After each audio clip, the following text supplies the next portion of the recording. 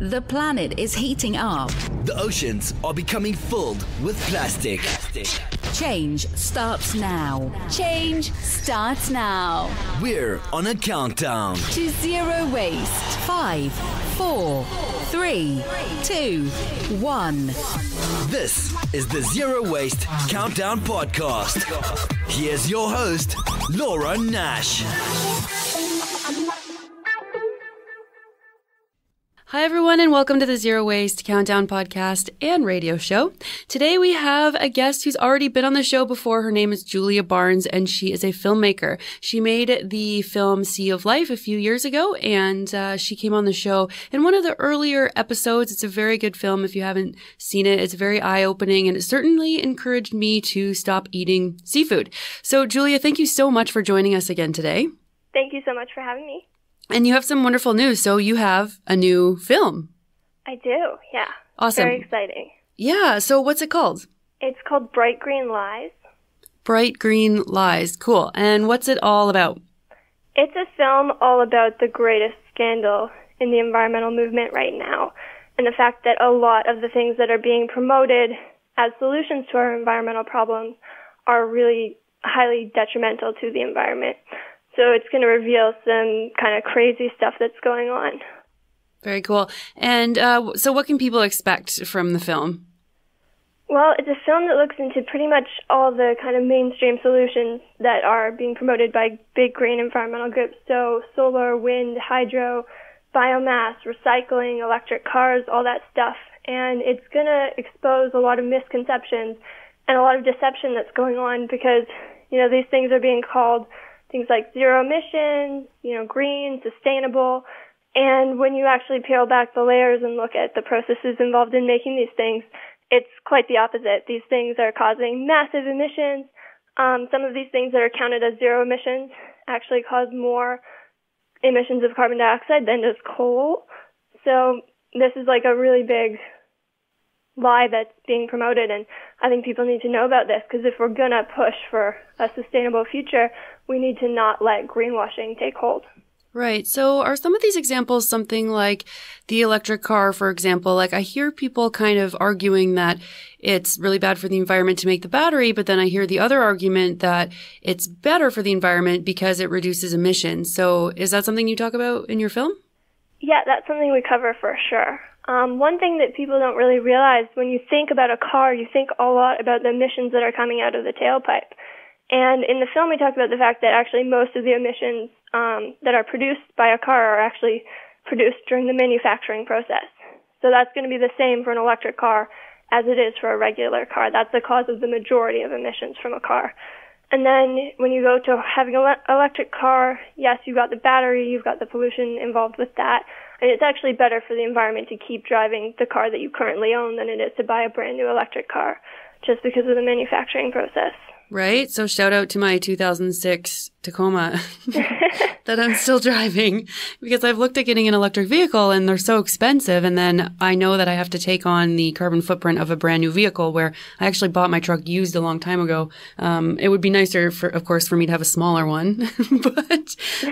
but yeah, I totally hear that. And then we had someone on the show way back when who said that solar panels are even part of a problem from a zero waste perspective because we can't really recycle them. And if they get damaged or if they become obsolete because new technology comes in, then what are we supposed to do with all these solar panels? And then recently there's an article, I think it was in Forbes maybe, that came out about all the land use. So like if you take a nuclear power plant, for example, it only needs a certain amount of space, but I think solar panels are like 700 times the amount of land needed to produce the same power. Do you talk about solar panels too in your film? Yeah, we talk a lot about solar panels. So there's a lot involved in that, and yeah, habitat destruction is actually huge. And there's a prediction in the journal called PLOS One about how solar panels by 2050 are expected to be the number one cause of habitat destruction. Is the installation of, I think solar panels and wind were included in that study. That's really surprising. It's not really. It is, yeah. I mean, that's counting that people are still going to be doing, oil and gas stuff. There's still going to be development. It, surpasses all these things. Mm-hmm. So when you came on the show before, we talked about your inspiration, and I believe it was that you went diving and you were seeing all these old pictures of these giant fish that kind of don't exist anymore because we're overfishing them. That's right? About your inspiration for the first film? Yeah. So that's really inspiring. And then what is your inspiration for the second film? Yeah, so it's kind of a cool story. So when I was making the film Sea of Life, this was kind of just always a question that I was curious about. And I would ask every person who I was interviewing, do you think like solar and wind and all this stuff is going to solve our problems? Is this really a good thing? And nobody seemed to know too much about that or what the negative consequences might be. But the last person who I interviewed for this film is a guy called Jensen. And when I asked him that question, he told me all sorts of crazy stuff about it. He told me there's islands off the coast of China that are being mined out of existence to produce high-quality silica for solar panels, and that these things cause massive emissions and all this stuff. And he said actually he's writing a new book at the time about all of this called Bright Green Lies. So basically as soon as I heard that, it kind of like lit up a light bulb inside me, and I was like, this is what my next film has got to be about, because this is such an important thing for people to understand, and it's something that really nobody's talking about. Is there a particular moment from the making of this film that stands out to you most? Yeah, for sure. So one of the cool things that I got to do while I was making this film is interview Paul Watson on a Sea Shepherd boat. And during that interview, he told me a story about when he was in Toronto at a meeting about pollution in the Don River. And he was at this meeting, and there were people from industry there were environmentalists there, and everybody was trying to figure out how are we going to solve this problem. And Paul said, do we know what's causing this problem? Do we know what factories are causing the pollution? And they said, yeah. And he was like, well, turn off the taps, just stop the pollution. And everyone looked at him like he had said something blasphemous and crazy. And he said to me, they wanted a solution without actually having a solution. And I think that's something that kind of sums up this entire film really nicely. It's like a film all about these ways that people are trying to finagle their way around things and get a solution, but still keep everything the same. When in a lot of ways it's pretty simple and obvious what we need to do to solve these problems. Right? So I find the same thing in the zero waste world. I don't know if you remember Starbucks came out with this thing and it was like, let's make a better cup. And their whole mind frame was about making a better garbage cup or a better throwaway cup. And I just kept thinking like the answer is right there. Just use a regular cup and wash it. It's right. like, why do you have to reinvent garbage and all these things if the answer is just so simple, right? So it's different, but I totally understand what you mean. And Paul Watson, he's the captain of Sea Shepherd. Like he does the whole organization, and they have multiple ships now, right? Do you know how many they have? I forget. I don't know how many. I think it might be around 7 or 10, something like that. Yeah, he's a really cool one to follow. He's doing some really amazing things that personally I think our navies should be kind of engaged in as well. I don't see why not, but yeah, that'd be awesome. Wouldn't it? I think it would be super awesome. So you mentioned in your email that you sent to me something about displacement paradox. So I don't know what that is. What is displacement paradox? Cool. So displacement paradox is a really neat concept that we kind of discovered in the film. So it was created by a guy named Richard York at the University of Oregon, and he kind of came up with this word to kind of summarize something that he was noticing. So the sort of premise that goes behind a lot of these things like renewable energy is this idea that there's a baseline demand for energy, and that if we add more energy to the grid from things like solar or wind, then it will displace fossil fuels, and we can stop using fossil fuels, replace that with things like solar and wind. Mm-hmm. And the reality is when you look at a graph that goes back through the history of, industrial energy for the past, say, 200 years, what you find is that as new energy sources are added to the grid, they're not displacing other energy sources. What happens is just the amount of energy that our society consumes increases. So that's kind of the idea behind the displacement paradox, right? So it started out, people were just burning wood. And then when we added coal, people didn't burn less wood. They just also used coal and found new uses for energy. And so that's what Richard York found is happening with things like solar and wind, that as they're being added to the grid, they're not actually decreasing the amount of fossil fuel being used. It's just adding to the amount of energy at our disposal. Right? That's kind of creepy to think about. You know, in 2005, I spent some time on the Nile in Uganda, and they were putting in a giant electric dam or hydro dam, sorry. And we were kayaking there, and we were sort of saying, oh no, this is going to ruin the river. It's going to ruin some of the best rapids in the world. We don't know what areas it's going to flood. You know, it's going to stop the nutrient flows that are coming up and down the rivers. And the people there were living in mud huts. So there was this one side of looking at it like, okay, they're going to have access to power and that'll be really good for them. But I've never seen people more happier in my life and like pretty well fed and, you know, excited about life and really nice and kind and everything the way that they were. And like, it's not like Canada where we need to heat our homes or die. Like Uganda's pretty warm, you know, so I feel like they were happy and doing well in this area that I was in. And I don't really know how the dam is going to like benefit their lives so much. Like I'm sure it will benefit lives in different ways. I don't know if it was like the best thing. So I think about that a lot. Yeah, there's kind of this idea, certainly in this culture, that like our way is the only way of living and that, you know, we all need this high energy lifestyle and that that's the best thing for everyone. But, you know, our society probably has like the greatest use of antidepressants. You know, I wouldn't say we're the happiest people in the world. Right. Yeah. So it hasn't necessarily been a good thing. And certainly not for the environment. It's been a good thing because, you know, most energy is used to convert the natural world into products and power all this destruction. But yeah, it's weird because we just look at this like it's the only way, but we've only been living like this for the past couple of 100 years. It's really an anomaly in history for humans to live this high energy lifestyle. Like I don't want people in Uganda to like be stuck in traffic for 2 hours a day and like driving to their, you know, their factory job and stuff when they're kind of happy as they are. I don't know. I don't feel like I can like speak for them at all or anything like that. Yeah.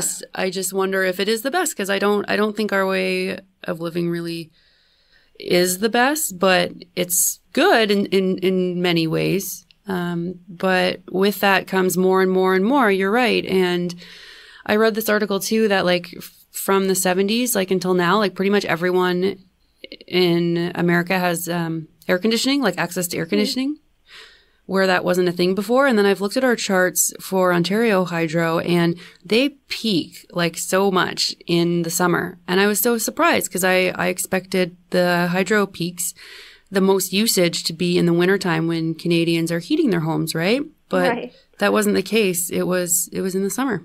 Oh, that's interesting. Yeah, it's kind of sad because it is kind of nice to have AC, but you know, how much of it do we actually need? And it does take a lot of power to run them, right? So yeah, and we're heating these massive houses. Yeah, so it's nice to see the small housing kind of trend catching on a little bit, I think, because we don't need these like huge spaces if we're going to have to heat and cool them. But going back to your film, so what was the most surprising thing that you learned while making this one? Gosh, there was a lot. One thing is about an industry called biomass. So biomass is not the same as biofuel. So that's like where you grow up corn and vegetables and things like that and turn that into ethanol, basically. Biomass is actually where you cut down forests and turn them into wood pellets and then burn them to create electricity. And one thing that's happening on a kind of mass scale is that forests in New England are being cut, turned into wood pellets, shipped across the Atlantic to Europe, where they're used in Germany and the UK and other parts of Europe. And the emissions from this are actually worse than a coal-fired power plant. Basically what they're doing is they're oftentimes converting an old coal-fired power plant to biomass.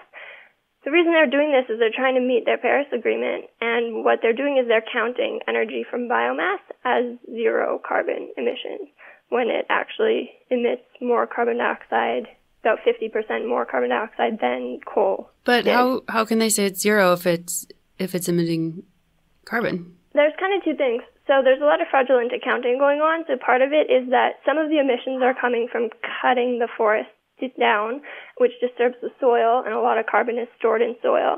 So the people in Europe say they don't want to count the carbon from that because that's technically in the U.S. but the people in the U.S. aren't counting it either.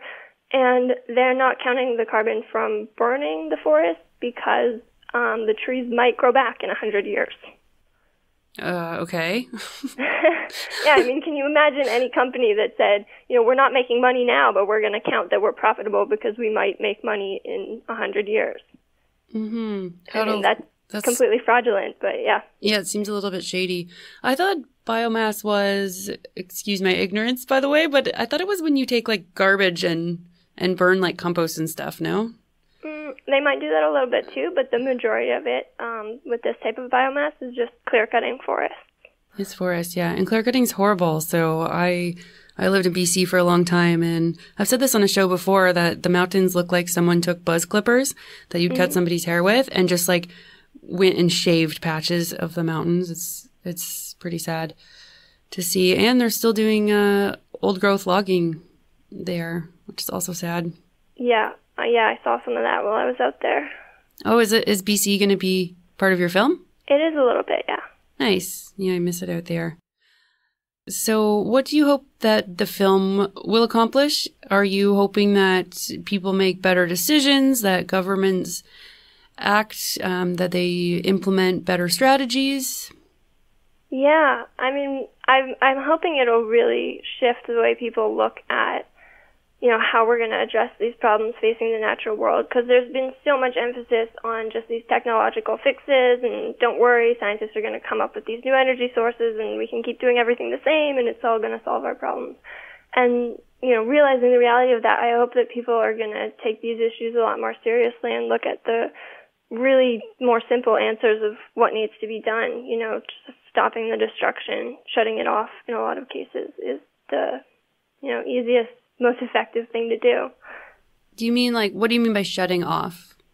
Fossil fuel burning, for example. Yeah. Rather than thinking we just need to find something new to use instead of fossil fuels, I think we need to start questioning, do we really need all this energy? Do we really need to be producing all these consumer products that no one really needs? All these kind of, most of what energy is used for, it's used for the military, it's used for producing cheap consumer goods, it's used for entertainment, transportation, a lot of non-essential luxuries that are destroying the planet in one way or another. Right? Because I keep saying, we can't just turn off our fossil fuels right away because Canadians would just freeze to death. It's minus 30 where I live in the wintertime sometimes. So that's a big challenge, right? And like I was saying about Uganda, for example, they don't have to worry about the energy to heat their homes because it's warm. But what do we do for northern nations? How are we supposed to heat our homes without fossil fuels? Right. I don't know an answer to that question, honestly, because the thing is, most of the fossil fuel use is not to heat our homes. So I think a very obvious first step is just to cut off all the unnecessary fossil fuel use, right? And, I mean, in the meantime, we probably shouldn't be continuing to build all these houses in northern places where we, have to heat them in order to live here. But at the same time, I mean, I'm living in a house that is got a lot of rooms in it, and it could probably fit 5 other families in here. Most of us, we live this kind of extravagant lifestyle that is bigger than, it needs to be.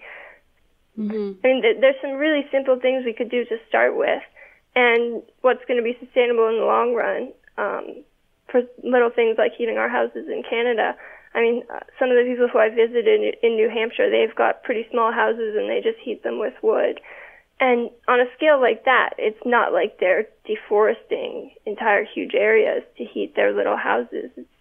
It's kind of more in balance with what's going to actually grow back, Yeah, it's a managed forest. So I grew up on 50 acres and we had a managed forest, and we've been on the same land pretty much since 1842 in the same area, and everything is very well taken care of and sustainable, and the forests are very, very healthy. And I don't heat my home with wood, but my dad still does. So the house I grew up in. And yeah, the forest is super healthy. We would never, ever clear cut. And I remember my dad looking at whenever he'd see anything about a clear cut and just shaking his head and, saying, you don't have to do it this way. You can go in and take certain trees and it's very okay. And you don't have to kill the whole forest, so. Mm-hmm. Yeah, and there's also there's this thing where it like runs underground, so geothermal heating. And I thought geothermal heating was just where you go really deep in the ground, but apparently you can just go like 4 feet deep and do like a shallow pipe that kind of goes around enough space that it can heat your home that way too. And then we talked to someone too who has a straw bale house or something, so they like use straw as insulation, and I think they put electric heating in the floor. So there's a few options, but yeah, I worry about our country in terms of like how can we specifically get away from fossil fuels, right? And it's interesting to speak to you and find out that, you know, putting solar panels up everywhere might not be the answer. And what we say in the zero waste world is just stop consuming things that you don't need, right? And I think that that's kind of what you're saying as well, but just in terms of energy, right? Yeah, exactly. Yeah. So what are some examples of like extravagant energy that we don't need to be using? I think you kind of mentioned some of them before, like, you know, recreation, entertainment, like that kind of stuff. Yeah, all that stuff. Yeah. I mean, a lot of it is being used by industry. So, you know, to deforest massive areas, to go out and scoop fish out of the ocean and all these kind of things, and then powering factories that are producing all these consumer goods, right? A lot of emissions comes from that. You know, global shipping of all these products. Oh my gosh. Yeah. The bunker fuel. That's crazy. That is like my big thing. You know, why are we buying all this cheap stuff from other countries and shipping it literally halfway across the world in these ships that burn dirty, dirty bunker fuel? That's like really bad for the environment. And we should just be like making them here, I think, in Canada. Like we should be reviving our industries, I think, and creating an environment for entrepreneurs to flourish so that we don't have to bring everything so far, you know, like clothing and things that we need. Yeah, I know the shipping is really crazy. Like we oftentimes are taking things, you know, from one part of the world, shipping it to China, manufacturing it into something, shipping it over here, and it's just like it's traveled the whole world before it gets to you, which is really unnecessary. And even, you know, I look at where my food comes from, and I'm like, a lot of it comes from California, and it's like you're taking this thing, which most of it is water, and like a vegetable or something, and shipping it all this way when we could be growing it here. Just a lot of stuff doesn't make any sense, you know? Mm-hmm. Yeah, I think there's if we just switch to more local economies, it would be better for people because you're kind of making your own money and doing your own businesses and stuff like that. But it's really hard to compete. So if I start growing tomatoes, how am I going to compete with the grocery store tomatoes that are bought in massive bulk with some huge Loblaws deal? I say Loblaws because of the freezers that they got. But, you know, it's hard for little guys to get in and compete against the big ones who have cheaper prices. So it'll be a challenge. But yeah, getting rid of that thing where we send a T-shirt or a piece of food all around the world before it gets to us, it's crazy for the carbon footprint. And I think that would make a big difference. Mm-hmm. Yeah. So you were at the Paris Climate Agreement, were you not? That's right. Yep. Yeah. What do you think Canada's doing a good job, or? I mean, they just bought up the pipeline, right? And they're pushing it through. And yeah, it's kind of weird. Everyone thought it was like this great thing. We got in this guy Trudeau. He cares about the environment, and that's kind of the image that he's promoting. But he's, you know, still keeping the tar sands going, and it's the biggest reserve of oil, second biggest reserve of oil in the world. And, you know, with plans to fully exploit that, it doesn't make any sense. I mean, if we burn the carbon that's in the tar sands, we put ourselves over the edge for climate change. So is Canada doing enough? It's doing completely the opposite of what it should be doing. I mean, it's nuts. It's like they're ignoring the issue of climate change entirely while claiming that they care about it, but their actions speak otherwise. Yeah, and I worry about the carbon tax because I think it hurts lower income families and the working class, because they're the ones who have to get in these like big trucks and drive to their construction jobs or their whatever jobs, and they're the ones who are going to pay more. But then when you get people who are very wealthy, like people in the government and whatnot, they make enough money that a few dollars here and there isn't going to hurt them the way that it would a lower income family. So I kind of wish some of our politicians were doing like walking the walk, maybe flying less or something. I don't know. But okay. So that just reminds me of the electric car though. So should we be buying electric cars or no? What do you think? No. Really? I think we need to be dismantling car culture as a whole. Oh right? My gosh. But our city planning is going nuts. Like in my city of Belleville, there are so many subdivisions going in that they just promote car culture. You need basically 2 cars if you're a family, because if you don't have 2 cars, someone leaves, you're like stuck in the middle of nowhere. Like there's no stores you can walk to. Yeah. The grocery store you have to drive. Like it's crazy. I think we're developing the wrong way. Yeah. And it was all kind of designed like that. Like back, I don't even know how long ago, but somebody who I was interviewing in the film said, a very long time ago when car culture was kind of just coming in, the car companies and the oil companies bought up the public transportation sector in California and to dismantle the busing so that people had to buy cars. And they changed the laws so that businesses and schools and places of residence had to be spaced far apart from each other. So there was some kind of deliberate effort actually went into organizing society such that car culture was necessary. Okay, so that really sucks, but it gives me hope that maybe we can like redesign them then. Like if somebody designed them then to do that, maybe there's hope for us to redesign our cities and do responsible development so that we can design things that are closer together, right? Because I would love to live where I could just walk everywhere. And in Victoria, I could. I didn't have a car for my first couple of years in university, so I just walked, skateboarded, biked everywhere, and took the bus because we had free student cards to get on the bus. And it was fantastic. It was awesome. But by the time it came around for me to buy a house, houses that used to cost $300,000 were like over $1 million at that point, just because the cost of housing went up so much in BC. And so that's a huge problem too, right? Like we can't hardly afford to live in places where we can walk around to the grocery store and to the cafe and to work, right? We're like getting priced out of those areas in a lot of cities like around the world. So that's an unfortunate issue too that makes it more difficult. So yeah, it's tough to think about, but I have hope that we can do it somehow, but sometimes it's hard to have hope when we look around. So the documentary, it's still in post-production, so you're still working on it. And how can people support it if they want to be involved or watch it? Yeah, so I've got a campaign on Indiegogo, which I just launched today, and the link is igg.me/@/BGL. And so, yeah, if you go on there, you can, watch the trailer for the movie, watch a little video where I'm talking about what this film is going to be all about. And then there's lots of perks for people to choose from if they want to support it. We really need to raise funds to get post-production done so that we can come out with this movie. And it's basically like, you can pre-order the film on there, so you can opt for the perk that's a download of Bright Green Lies, and then you can watch the movie when it comes out and support the film in the process. Very cool. And if we're on Indiegogo, can we just search your name or like Bright Green Lies or something, or do we have to type in that specific? No, you can search Bright Green Lies or Julia Barnes. Yeah. I guess one last thing before I let you go.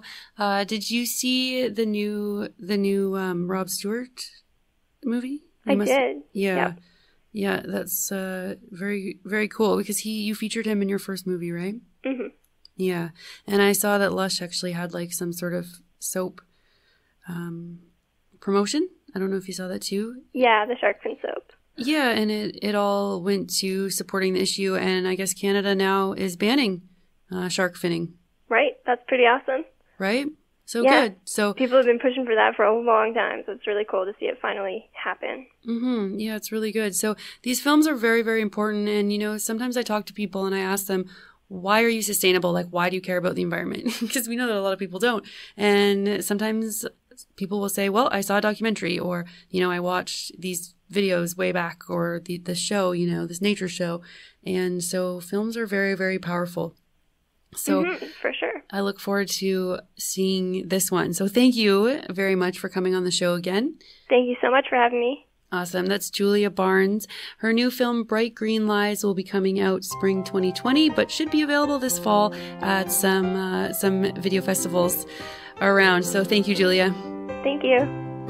If you like our show and want to help save the world from all this trash we're consuming, please consider donating to the Zero Waste Countdown. You can become a patron on Podbean, you can find me on Patreon, or you can donate right on the website, zerowastecountdown.com. And if you're interested in seeing a photo of our guests, you can check us out on Instagram. That's _waste_countdown.